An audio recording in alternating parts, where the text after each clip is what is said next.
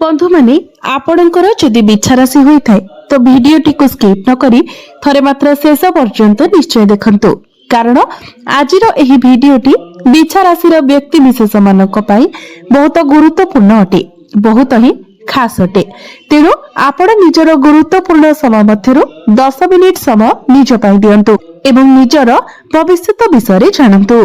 बंधु माने एही पवित्र महाशिवरात्रि ठारू बिछा राशिर व्यक्ति विशेष मानकर जीवन बदलिबाकु जाउछि। आपणक जीवन रे एक बहुत बड़ परिवर्तन हेबाकु जाउछि कारण ग्रह नक्षत्र मानकर गोचर रे एक बड़ परिवर्तन आसीबाकु जाउछि जहा फल रे आपणक जीवन रे मध्य किछि बड़ हेबाकु जाउछि। किछि विशेष घटना आपणक जीवन रे घटिबाकु जाउछि। आपणक राशिर चतुर्थ भाव अर्थात सुख भाव रे चतुर्ग्रही जोगर निर्माण हेबाकु जाउछि।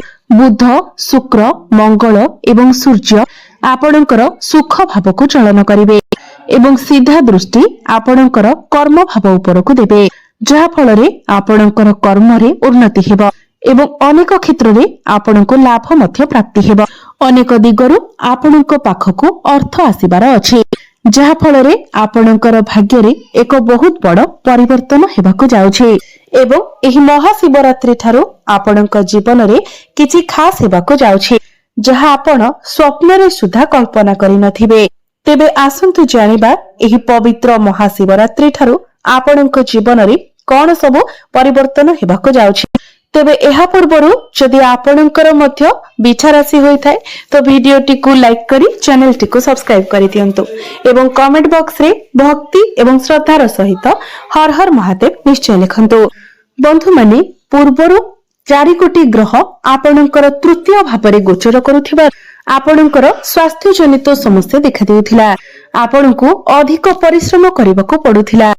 परिश्रम अनुसार आपणको फल प्राप्ति होई पारु नथिला। आपणकर धन जनित समस्या देखा देउथिला। आपण ऋण नेइथिले किंतु ऋण सुझिबाको आपण सक्षम होई पारु नथिले। ऋण करजर भार आपणको ऊपर बढ़ी जाइथिला। आपणकर घर परिवार रे खुशीर वातावरण नथिला। आपणकर शिक्षा क्षेत्र रे समस्या देखा देउथिला।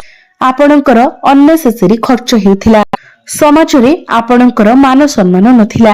आपणको चाकरी प्राप्ति होई पारु नथिला। संतान संतति पाई मध्य आपण चिंतित रहुथिले। आपणकर व्यापार वाणिज्य रे लॉस हेउथिला। प्रेम जीवन रे मध्य समस्या देखा देउथिला। तेबे एभली जहा भी समस्या आपणक जीवन रे लागि रहिथिला ताहा एबे दूर हेबाको जाउछि। एही महाशिवरात्रि ठार पुणी थरे आपणक जीवन को खुशी फेरिबाको जाउछि। आपणकर जीवन रे नूतन सूर्योदय हेबा पाई जाउछि कारण एही पवित्र महाशिवरात्रि ठारू आपणकर चतुर्थ भाव को शुक्र एवं बुध गोचर करिवे एवं चतुर्थ भाव रे लक्ष्मी नारायण राजयोगर निर्माण करिवे जहा फल रे एही पवित्र महाशिवरात्रि परे आपण किछि भूमि जमी प्रॉपर्टी किंबा नूतन जानवाहन क्रय करि पारंती। आपणको समस्त भौतिक सुखर प्राप्ति हेबो। दीर्घ दिन धरी आपणकर जो इच्छा रहिथिला सेही इच्छा आपणकर पूर्ण हेबो।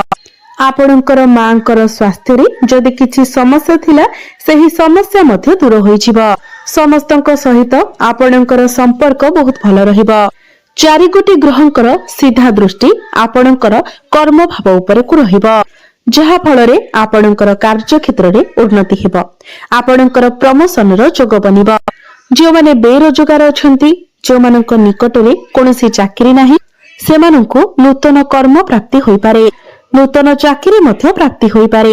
कार्य क्षेत्र रे आपणकर प्रमोशन होई पारे। कोनोसी एमएनसी कंपनी रो आपणको जॉब ऑफर आसी पारे। जदि आपण सरकारी क्षेत्र रे कार्य करूछंती तो आपणको अनेक गुड़िए सफलता प्राप्ति हेबो। राजनीति क्षेत्र रे थिबा लोकमानंको मध्ये अनेक गुड़िए सफलता प्राप्ति हेबो। आपण आपणकर बिजनेस को नेकी विदेश यात्रा करि पारंती। कर्म क्षेत्र रे आपणको सम्मानित करा जाई पारे। आपणकर भाग्य रे उन्नति घटिबो। भाग्य बल रे आपण जियो भी कार्य रे हाथ देबे सेथिरे आपणको सफलता मिलिबो। आपणकर अटकी रहिथिबा समस्त कार्य गुड़िक पुनर्बार चालू हेबाको लागिबो। एही महाशिवरात्रि परे आपणक गृह रे कोनोसी शुभ मांगलिक कार्यर आयोजन होई पारे। आपण कोनोसी धार्मिक स्थान को किंबा दूर स्थान को यात्रा करि पारंती। पैतृक संपत्ति रो आपणको लाभ प्राप्ति हेबो। पितांक सहित आपणकर संपर्क बहुत भल रहिबो। पुराना प्रॉपर्टी मध्य आपणको लाभ मिली पारे। जदि आपणकर किछि प्रॉपर्टी किंबा जमी सेल होई पारु नथिला तो एही महाशिवरात्रि परे आपणकर सेही प्रॉपर्टी सेल होई पारे एवं आपणकर हाथ को मोटा अंकर अर्थ मध्य आसी पारे। शनि आपणकर पंचम भावरे बलवान अवस्था अछंती। तो जो दंपति माने दीर्घ दिन धरी संतान सुखर कामना रखिथिले सेमानंको संतान सुख प्राप्ति हेबा। नूतन गर्भ धारण करिबा पई महाशिवरात्रि परदर्शन आपणक पई बहुत भल रहिबा। जो पिला मानकर विवाह बयस होई जायछि सेमानक घर को विवाह प्रस्ताव मान आसीबा एवं विवाह मध्य फाइनल होई पारे। प्रेम जीवन रे मध्य आपणको सफलता प्राप्ति हेबा। जदि पूर्वरु आपणक मध्यरे कोनोसी प्रकारर मिसअंडरस्टैंडिंग थिला से सब क्लियर होई जिवो। मनांतर मतांतर थिला तो से सब मध्य क्लियर होई जिवो। आपणक मध्यरे पुणी थरे पैचअप हेबार संभावना रहुछि। आपणकर प्रेम विवाहर रूप नै पारे। आपणको भ्रमण सुख प्राप्ति हेबो। सबुठारु बड़ कथा हेउछि एही महाशिवरात्रि परे आपण आपणकर शिक्षा क्षेत्र रे बहुत अधिक उन्नति एवं अग्रगति करबाको जाउछन्ते। किछि ना किछि बड़ परिवर्तन निश्चित भाबरे हेबो। आपणक मध्यरे ज्ञान एवं बुद्धि बढ़िबो। आपणकर मन पसंदर कॉलेज रे आपणकर एडमिशन होई पारे। आपण किछि फॉर्म फिलअप करि पारंती। सूर्य आपणकर केंद्र रे गोचर करूथिबारु जदि एही महाशिवरात्रि परे आपणकर किछि एग्जाम अछि, कॉम्पिटिटिव एग्जाम अछि, प्रतियोगिता मूलक परीक्षा अछि तो सेथिरे निश्चित भाबरे आपणको शुभ फल प्राप्ति हेबा। जदि आपण कोनोसी कंपिटिशन कोनोसी क्रीडा रे भाग नेउछन्ती तो सेथिरे आपणको सफलता प्राप्ति हेबा। आपणकर सप्तम एवं द्वादश भावर अधिपति शुक्र आपणकर चतुर्थ रे केंद्र रे गोचर करूछन्ती जहा फल रे एही महाशिवरात्रि परे आपण विदेश यात्रा करि पारंती। जो माने व्यापार वाणिज्य करूछन्ती से माने बहुत अधिक उन्नति एवं प्रगति करिवे। आपण किछि नूतन व्यापार वाणिज्य मध्य आरंभ करि पारंती। वैवाहिक सुख आपणको प्राप्ति हेबा। वैवाहिक जीवन रे लागि रहितिबा समस्या रो आपणको मुक्ति मिलि जिवो। जो माने मेडिकल फील्ड रे अछंती, हॉस्पिटल लाइन में काम करूछंती सेमानंकु अनेक शुभ फल प्राप्ति हेबा।